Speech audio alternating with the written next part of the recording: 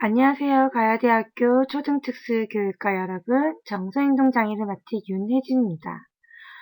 이번 시간은 이제 주의력 결핍 과외행동장애의 제 2차 시, 우리가 요인이나 원인에 대해서, 사정에 대해서 이제 알아보는 시간인데요.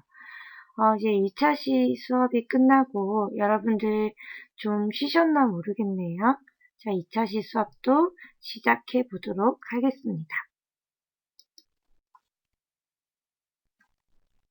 자, 이번 시간에는 우리가 앞 시간에 배웠던 정의와 출현율, 행동 특성에 대해서 알아봤고요. 이번 시간에는 우리가 ADHD에 대한 원인과 사전 예방할 수 있는 방법, 사정에 대해서 알아보는 시간을 가지도록 하겠습니다.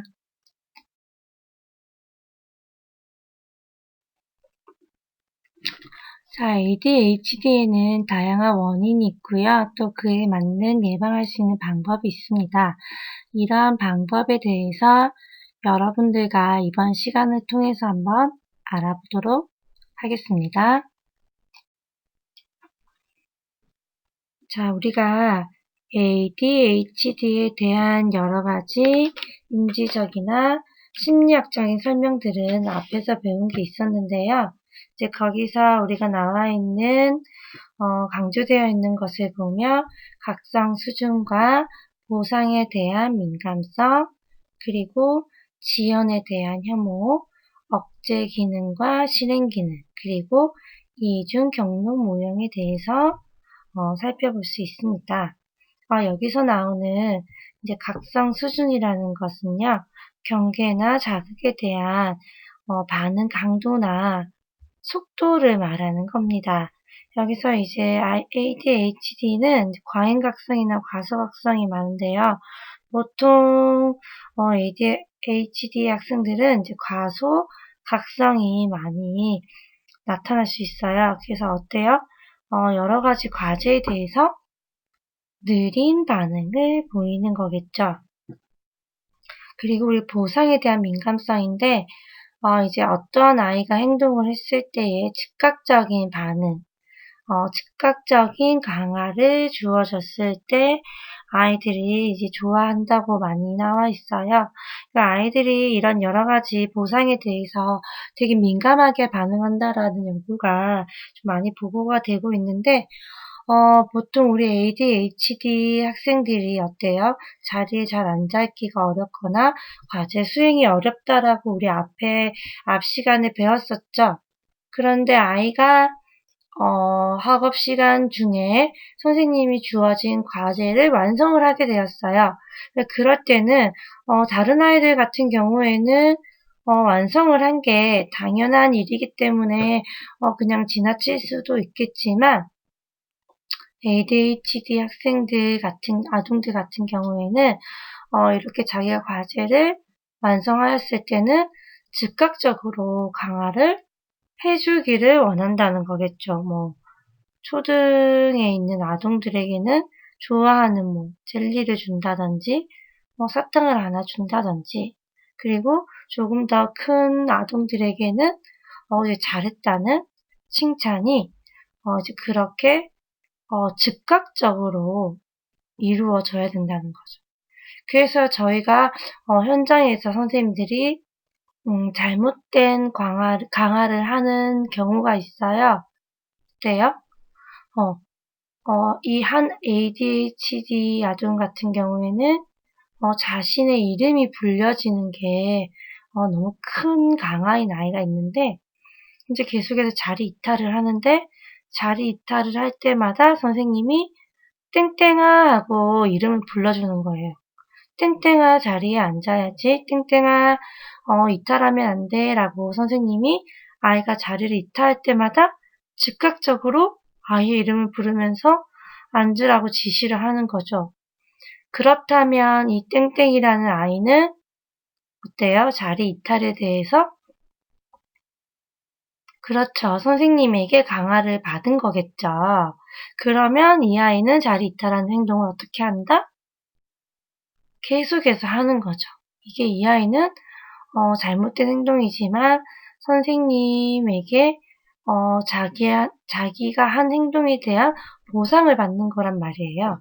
그렇기 때문에 이제 ADHD 아동들이 뭐 지금 보상에 대한 민감성을 배우고 있지만 이 아이가 어떠한 행동을 했을 때 원하는 바가 무엇인지 또 아이가 가장 선호하는 보상이 어떤 것인지를 선생님들께서는 조금 더 관찰을 해서 알아본 후에 아이들에게 맞는 긍정적인 행동을 했을 때에만 즉시 보상을 주어지는 것도 필요합니다.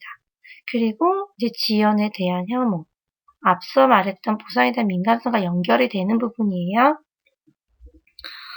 일반적으로 우리가 아동들이 행동을 했을 때 ADHD 아동들은 즉각적인 보상을 원해요. 학령기에 점점 학년이 올라갈수록 우리가 한 단일 행동에 대한 보상을 하지 않게 돼요. 그래서 보통 선생님들이 무엇을 많이 사용하죠? 저희 앞차시에서 배웠었는데 행동 계약을 통해서 그 계약 기간 동안에 뭐 긍정적인 행동을 다 수행을 했을 때에만 뭐 보상을 한다든지 또는 토큰을 많이 사용하죠.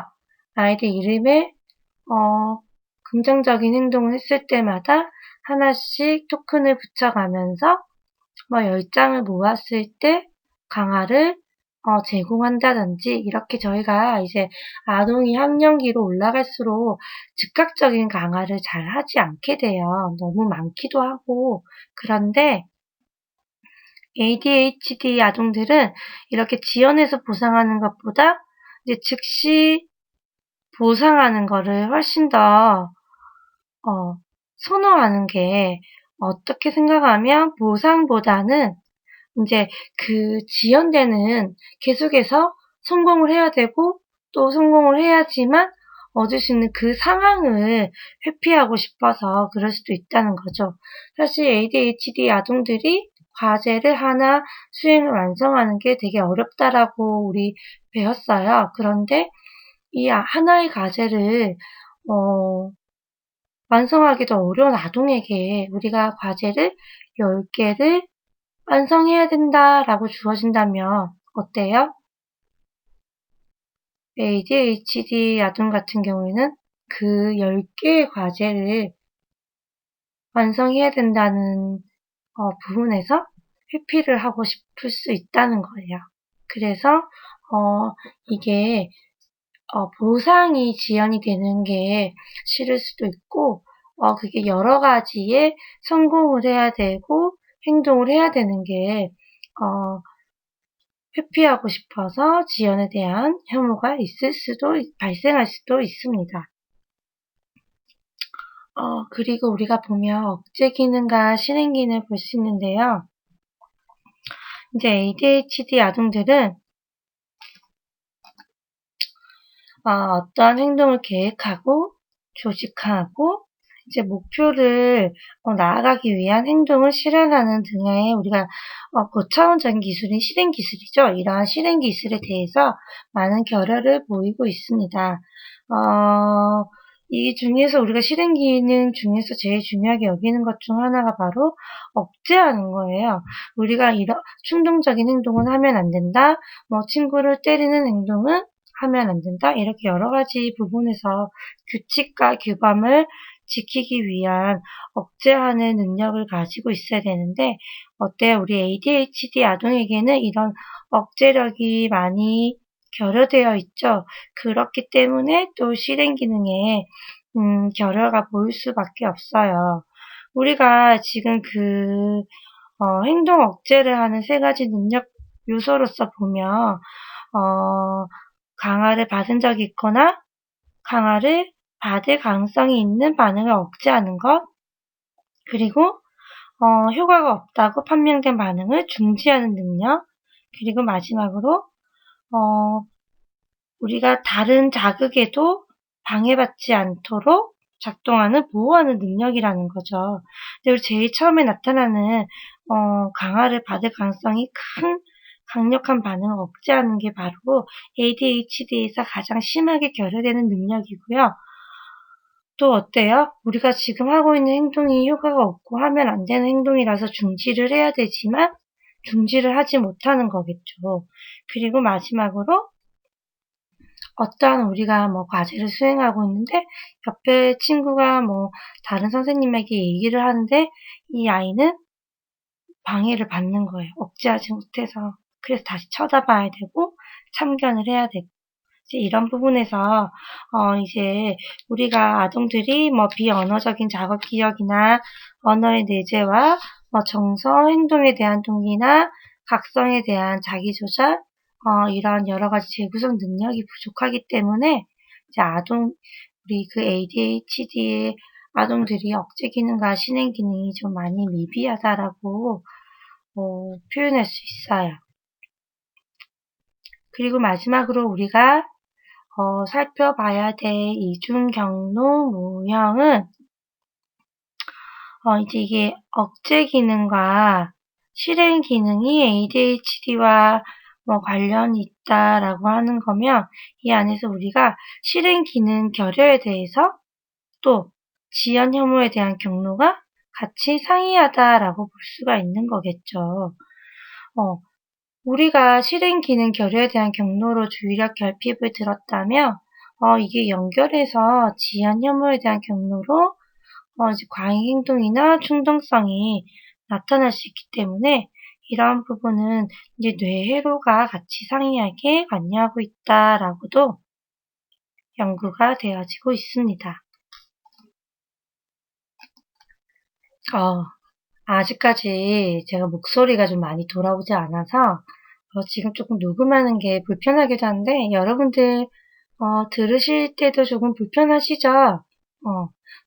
스피커를 너무 가깝지 않게 하셔가지고 조금 이번에는 청취를 하면서 책에 있는 내용과 또 여러분들이 정리하는 ADHD에 대한 내용을 함께 살펴보면 조금 더 도움이 될 거라고 생각을 합니다.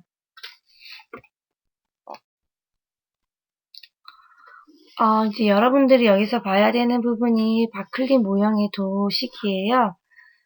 이 바클리 모형은 이제 행동 억제를 구성하는 세 가지 능력 요소에 대해서 설명을 하고 있어요. 첫 번째로 보면 강화를 받은 적이 있거나 강화를 받을 가능성이 큰 반응을 억제하는 능력이에요. 이게 바로 우리 앞서 얘기했었던 ADHD에게 가장 심하게 결여된 능력이죠.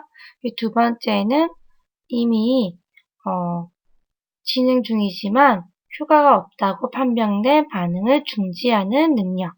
셋째는 경제 자극을 억제해서 실행 기능이 방해받지 않고 작동하도록 보호하는 능력이에요. 이게 우리 책에도 나와 있기 때문에 여러분들이 이 바클리 모형에 대한 이 억제하는 부분을 보고요. 그 다음번에 우리가 도식으로 한번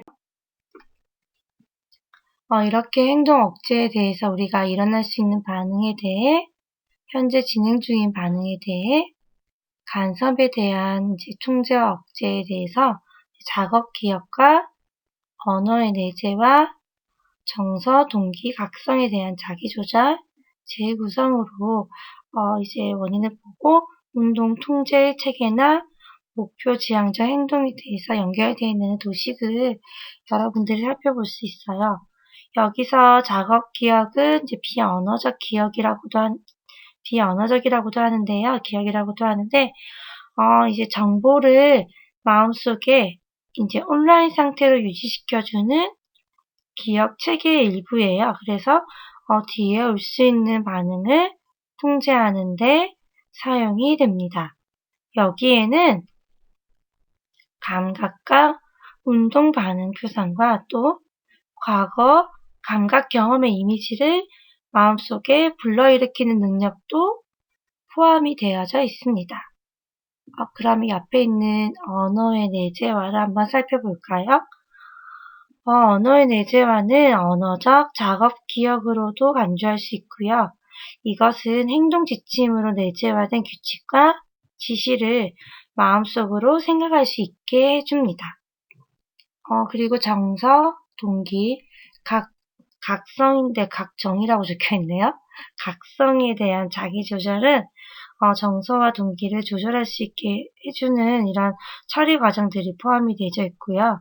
그 안에 이제 동기와 각성을 변화시키는 분노를 지연시키거나 또 어때요? 이 분노를 가라앉히는 것이 포함이 될 수 있습니다.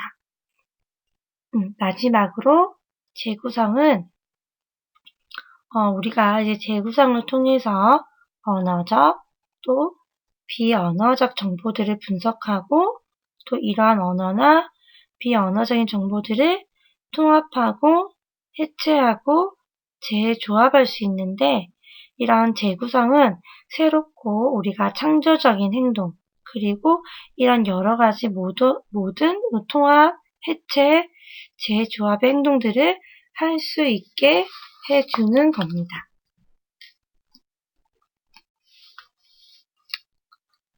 자, 앞서 제가 설명한 내용들이 제가 정리를 해놓은 거예요. 여러분들 한번 살펴보시고요.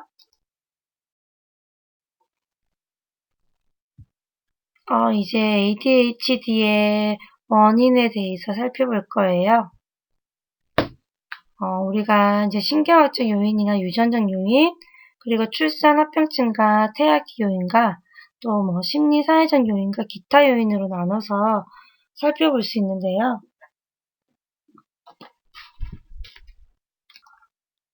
일단은 우리가 ADHD의 원인이 정확하게 밝혀져 있을까요?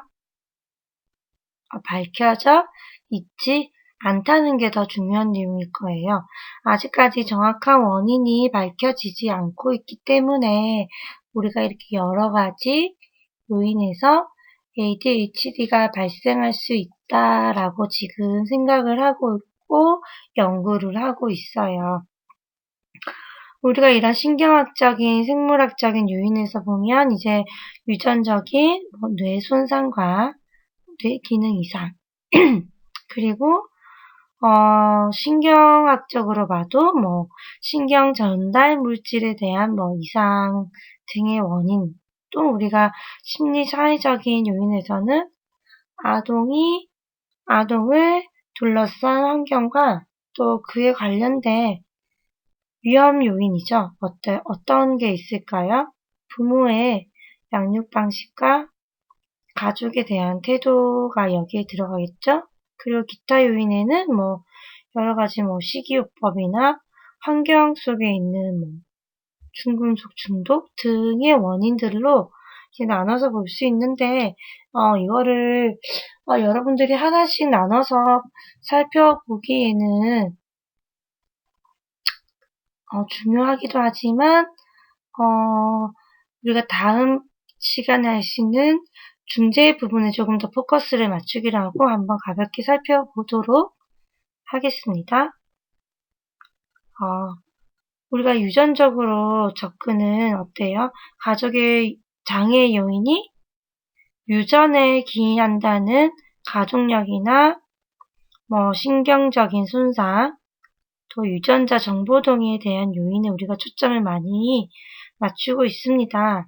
그래서 우리가 유전 관련한 연구에서 보면 가족 관계와 쌍생아 관계 연구를 통해서 유전적인 메커니즘을 이해하는 연구와 또 유전 양식을 연구하고 있는 분자 유전학 분야로 이제 우리가 나눠서 이제 살펴볼 수 있는데 ADHD에 대한 원인이 유전에 있다라고 보는 견해는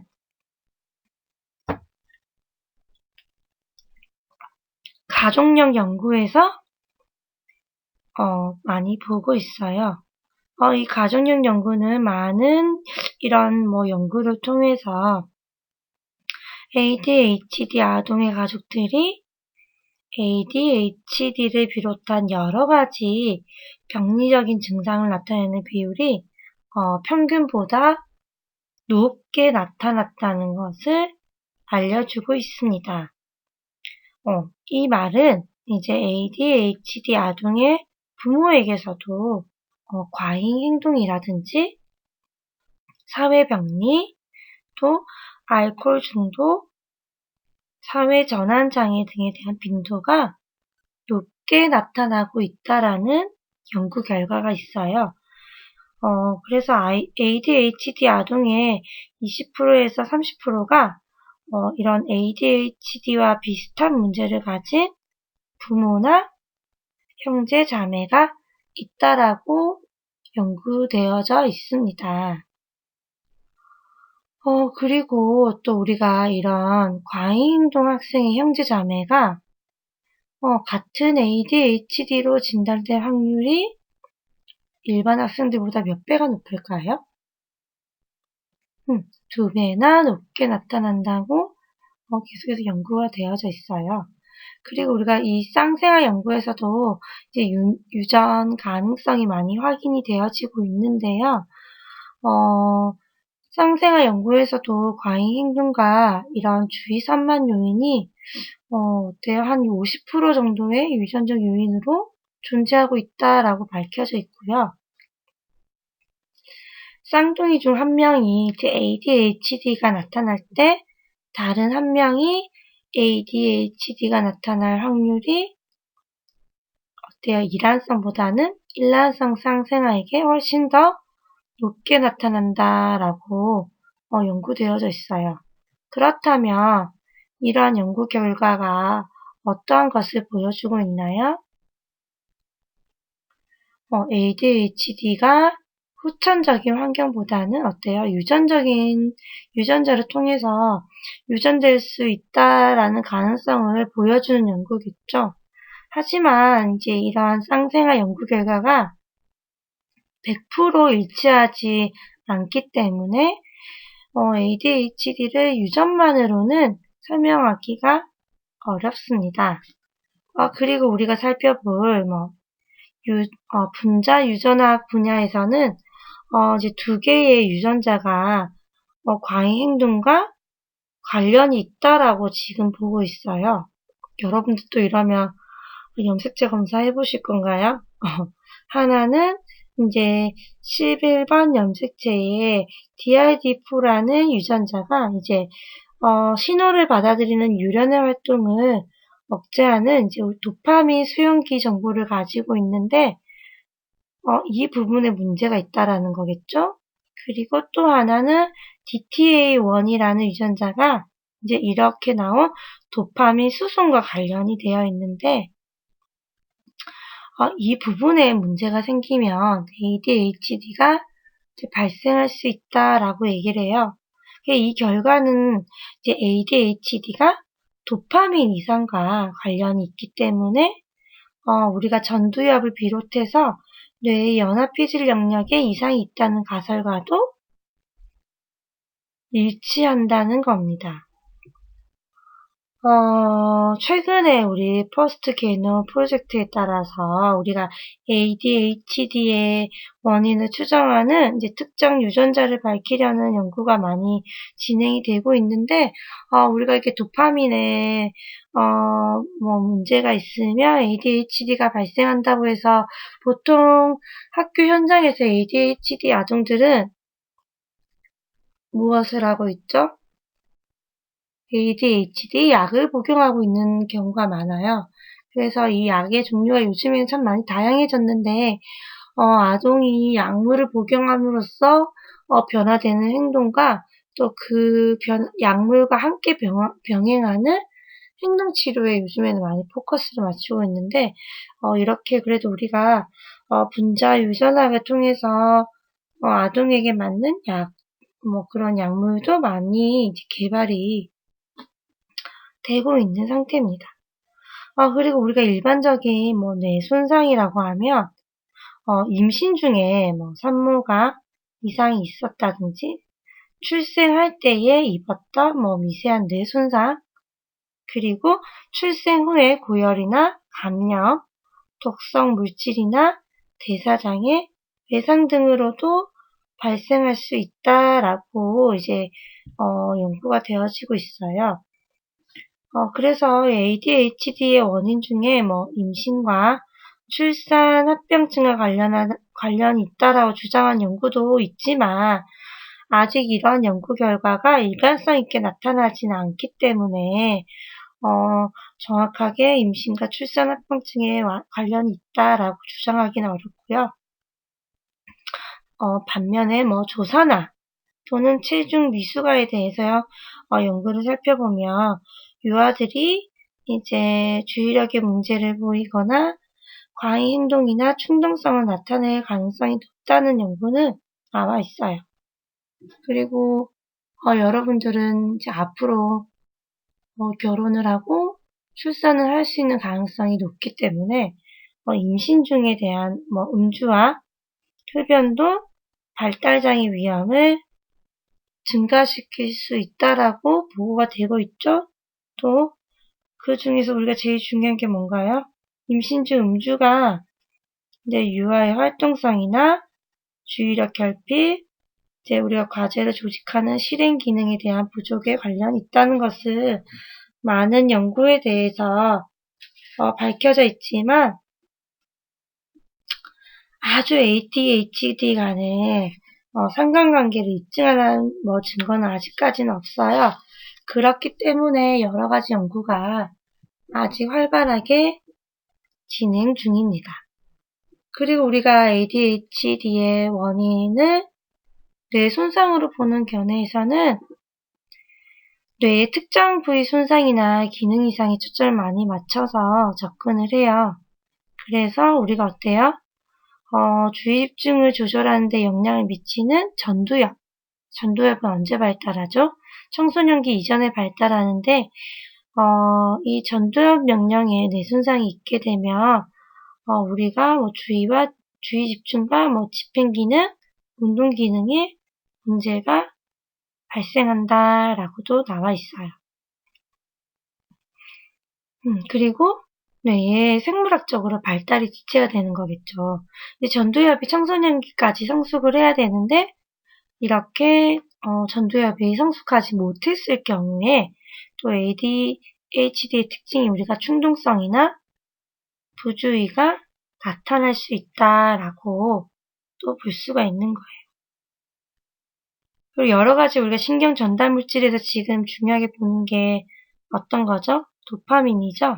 그리고 도파민과 노르에피네프린이 또 주의력 결핍 및 과잉 행동의 원인이라고도 보고 있기 때문에 이런 호르몬을 조절하는 ADHD 약이 많이 개발이 되고 있습니다.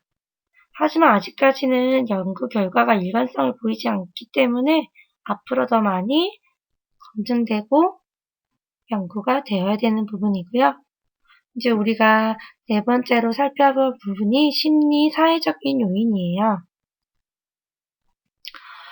이제 ADHD의 심리 사회적 요인은 이제 가족과 관련된 요인이에요. 그래서 이 부분은 어머니의 낮은 학력, 부모의 낮은 사회적 지위, 한부모 가정, 결손 가정 등 이제 가정의 결손 요인으로 볼 수 있는데, 이러한 요인들이 ADHD를 유발하거나 지속시키는데 일정한 역할을 할 가능성이 높다라고 보는 거겠죠.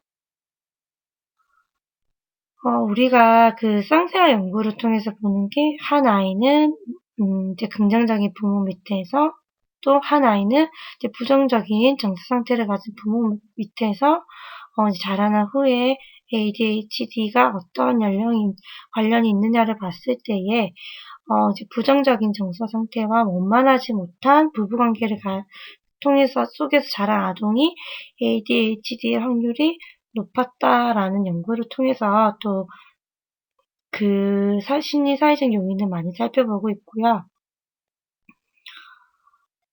과잉 행동에 대해서는 이제 ADHD 학생의 부모가 일관성이나 인내심이 좀 부족하고 일반 학생의 부모보다 조금 더 권위적이기 때문에 아이들이 좀 이런 과잉 행동을 보인다라는 연구도 지금 밝혀지고 있어요. 우리가 이제 최근 연구를 살펴보면 이제 어머니에 대한 뭐 통제적인 상호작용 유형의 원인이라고 보기보다는 이제 아동의 행동에 대한 반응이 어떠한지에 대해서 이제 우리 양육하는 그런 반응에 대해서 이제 발생한 요인으로 볼 수 있다라고도 많이 보고 있는데, 이렇게 우리가 부모의 부적절한 양육이 사실 ADHD를 일으키는 직접적인 요인이 되진 않겠지만, 이런 부적절한 양육이 ADHD 아동의 행동을 악화시키는 데는 요인이 될 수 있다라는 것은 분명한 요인이라고 생각이 됩니다. 그렇기 때문에 이게 보통 아동들이 이제 학령기에 나타났던 ADHD, 그런 초기 행동들이 여전히, 학령기에 들어서서도 관찰될 수 있다는 게 아동이 계속해서 그러한 양육 속에 있다는 것도 중요한 요인이 될 수가 있고요. 또, 부모와, 또 같이 뭐 중요한 역할은 교사의 행동이겠죠. 여러분들이 이제 특수교사로서 ADHD 학생들을 지도할 수 있기 때문에 교사 또한 이러한 ADHD 학생의 행동에 대해서 얼마만큼 지각하고 포위력을 갖출 수 있느냐에 따라서 또 이렇게 ADHD 아동의 사회적인 사회작용도 큰 영향을 미치고 있다라고 나오고 있습니다. 그렇기 때문에 학교 생활에 있어서도 얼마만큼의 규칙을 이 아이에게 적용을 할 수 있는가, 여러 가지 부분에서도 교사도 부모와 같은 입장에서 아이들에게 얼마만큼의 포용력을 보일 수 있는지, 행동을 이해할 수 있는지에 대해서도 여러분들이 이제 예비 교사로서 한번 생각해 보시기 바랍니다. 마지막으로는 기타 요인입니다. 이제 뭐 ADHD의 대표적인 기타 요인으로는 식이요법과 환경 속의 중금속 중독에 대해서 나와 있어요. 식이요법이라면 골고루 먹는다 이런 게 아니고요. 우리가 이제 아동들이 많이 먹는 사탕이나 과자 이런 종류에서도 그렇고, 요즘에는 많은 음식에 인공 색소나 식품 첨가물, 그리고 설탕 등에 대한 특정적인 이런 음식에 대해서 알레르기 반응을 보일 수도 있어요. 그렇기 때문에 우리가 한때는 이제 식이요법이 엄청 중요하다, ADHD 아동들에게 이런 방부제나 인공색소나 이런 부분의 음식을 많이 먹으면 과잉 행동을 유발할 수 있기 때문에 이런 부분을 배제한 건강한 유기농 식단을 해야지만 ADHD가 좋아진다라는 연구가 막 나오기도 했어요.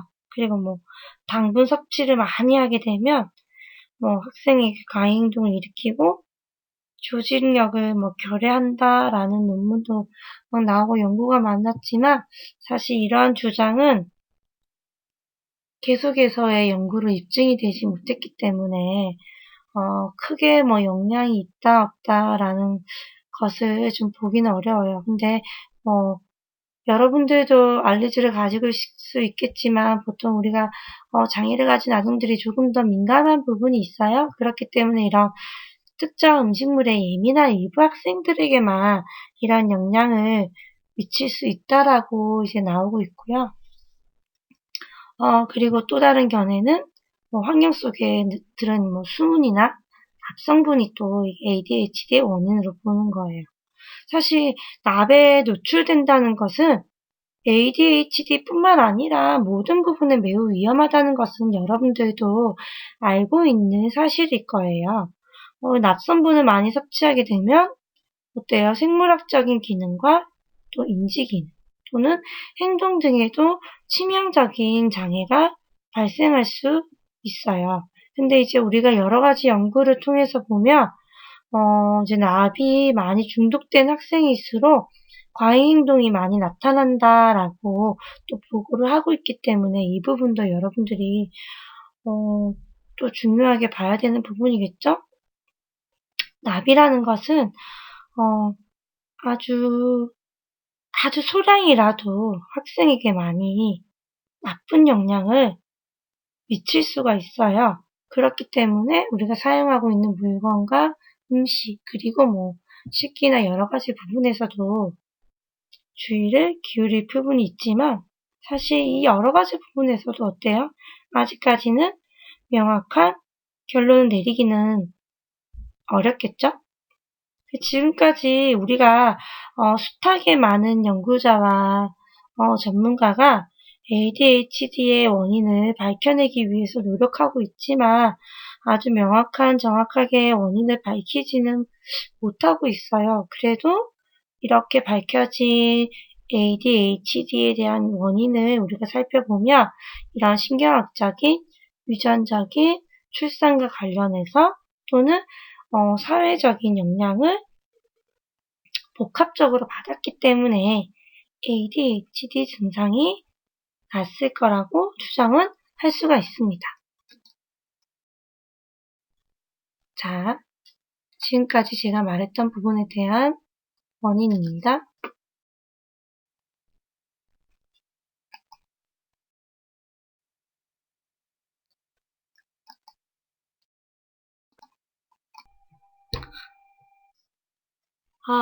그러면 이제부터 우리가 ADHD의 사정하는 부분과 이제 그 ADHD에 대한 평가에 대해서 한번 알아볼 텐데요.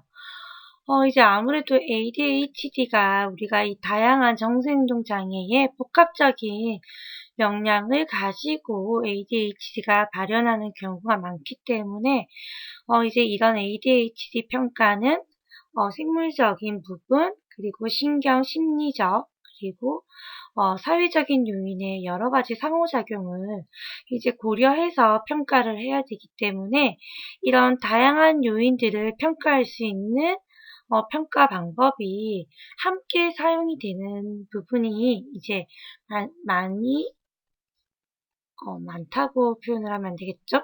이제 함께 우리가 평가를 해야 되는데요.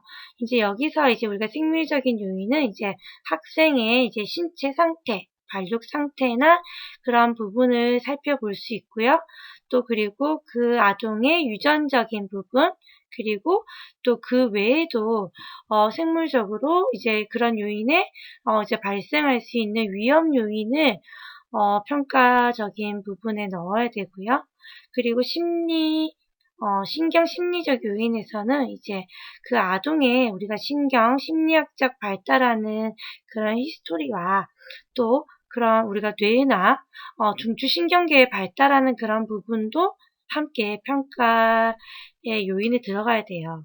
그리고 사회적인 요인에서도 아동의 행동이라든지 그 ADHD 행동이 유독 나오는 그런 행동들이 있어요. 그리고 그 행동이 발생하는 환경적인 요인, 그리고 아동이 속해져 있는 사회, 그리고 아동의 가족이라는 게 유전적인 그런 게 아니라 이제 우리가 가족이라는 사회적 울타리를 보는 거겠죠. 아동들이 가장 먼저 사회화를 배우는 곳이 어디죠? 그렇죠. 가족 안에서 사회를 제일 많이 배우기 때문에 그런 가족적인 요인과 그리고 그 가족이 사회 경제적으로 지금 가지고 있는 역량, 그리고 정치나 종교적인 요인까지 이제 함께 고려를 해야 되고요. 이제 이렇게 이 요인들을 우리가 고려를 해서 이제 ADHD를 평가를 할 건데, 이제 크게 나눠보면 우리가 면접, 그리고 관찰, 이제 직접적인 이제 검사로 나눠볼 수 있어요. 이제 면접이라고 하면 이제 아동을 또 그리고 부모를 또는 학교 관계자, 또래 이렇게 이런 사람들에게 이제 그 아동의 ADHD를 의심하고 있는 아동에 대한 정보, 그리고 그 정보를 얻음으로써 가정과 학교와 사회와의 상호작용에 대한 정보도 이제 면접을 통해서 우리가 얻을 수가 있고요. 그리고 아동을 직접 관찰을 함으로써 아동이 일으키는 이제 행동이나 여러 가지 환경적으로 또는 우리가 사전사후로 아동을 이제 볼 수가 있죠. 어떤 원인이 있어서 아동이 어떠한 행동을 하고 어떤 결과가 있는지를 직접 관찰로 볼 수가 있어요. 이제 이렇게 면접과 관찰을 이제 하고 나면 이제 아동에 대한 이제 검사를 통해서 우리가 ADHD다 아니다라고 할 수가 있는데요. 여기서 우리가 볼 수 있는 부분은 이제 뭐 지능 검사, 학업 성취도 검사, 적응 행동 검사 등이 있고요. 또 우리 한국에서 나와 있는 한국 주의력결핍 과외행동 진단 검사도 있고 또 주의 집중력 검사도 이제 존재합니다. 그래서 이런 검사 도구는 우리가 또 시간이 될 때 좀 더 자세히 보도록 하고요. 또 세부적인 우리가 평가하는 방법도 한번 살펴보도록 하겠습니다.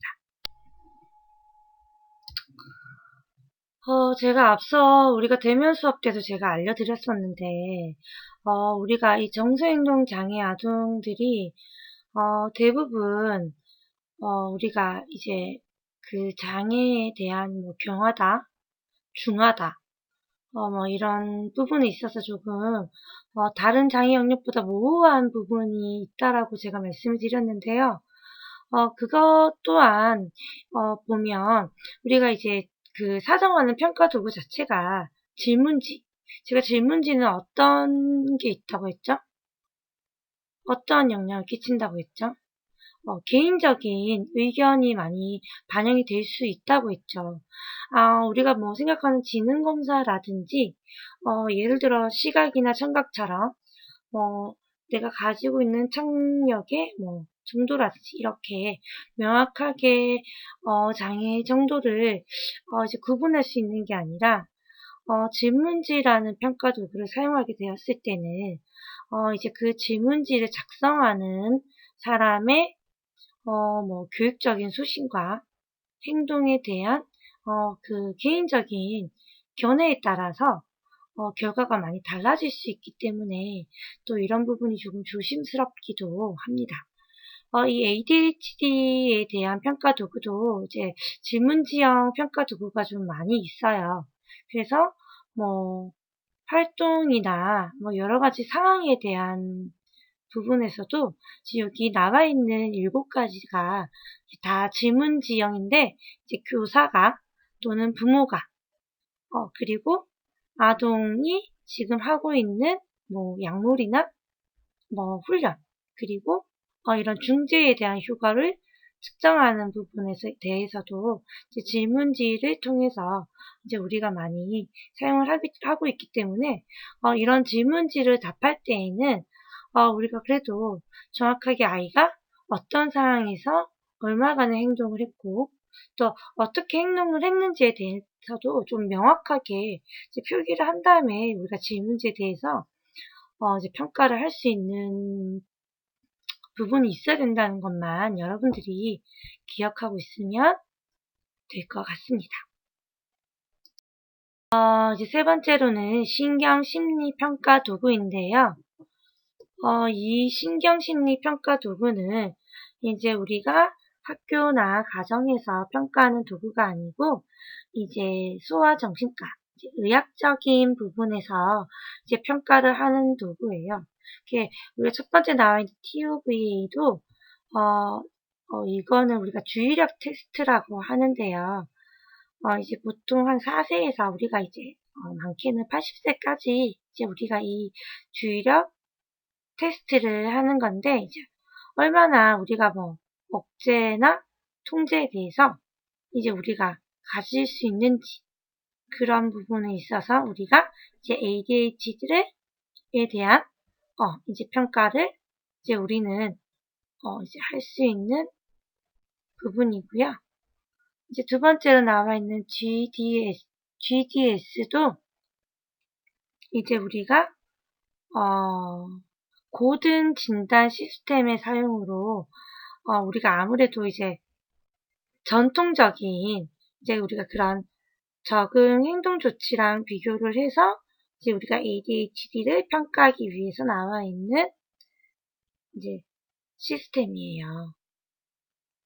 그리고 우리가 이제 CPT도 이제 지속 수행 검사라고 해서 이제 아동이 행동이나 여러 가지 뭐 학습이나 주의 집중 부분에서 이제 지속해서 수행을 할 수 있는지에 대한 검사고요.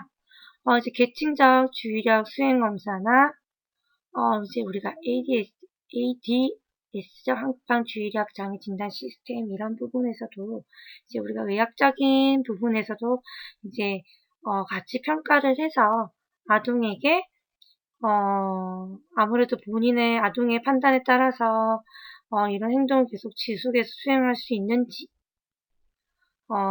그리고 계속해서 적응해서 행동을 할 수 있는지 이런 부분을 이제 평가를 하는 도구입니다. 이제 우리가 이제 평가 도구까지 알아봤는데요. 학교에서 사용하는 평가 도구는 제일 좋은 게 뭘까요? 직접 관찰이겠죠. 그러면 그냥 아동 제가 관찰해 봤는데요. 행동이 산만하고 주의 집중력이 떨어지고 해요. 라고 말하면 우리 말에 대한 관찰에 대한 신뢰도가 떨어지겠죠. 여러분들이 이제 그 행동 수정이라든지 장애 진단 평가에서 배웠듯이 이제 우리가 보통 ABC 관찰이라고 해요. 아동이 행동이 나타나기 전 사전 행동과 그 문제 행동 그리고 그 후에 결과까지 아동이 일어나는 행동의 상황, 환경 그리고 그 행동이 지속되는 빈도 전 행동이 나타나는 환경 이런 부분을 시간과 횟수적인 부분을 명확하게 기록을 해서 여러분들이 관찰한다면 어떠한 질문지보다도 명확하게 아동의 행동을 관찰을 할 수가 있고 이런 명확한 관찰을 통해서 또 여러분들이 이제 질문하는 여러 가지 평가 도구인 질문지를 통한다면 아동이 어떠한 ADHD를 가지고 있는지 또 어떠한 상황에서 우리가 중재를 할 수 있는지까지 파악을 할 수 있을 것 같습니다. 이제 이로써 우리가 2차 시는 마치고요. 제 3차 시 때 또 뵙도록 하겠습니다.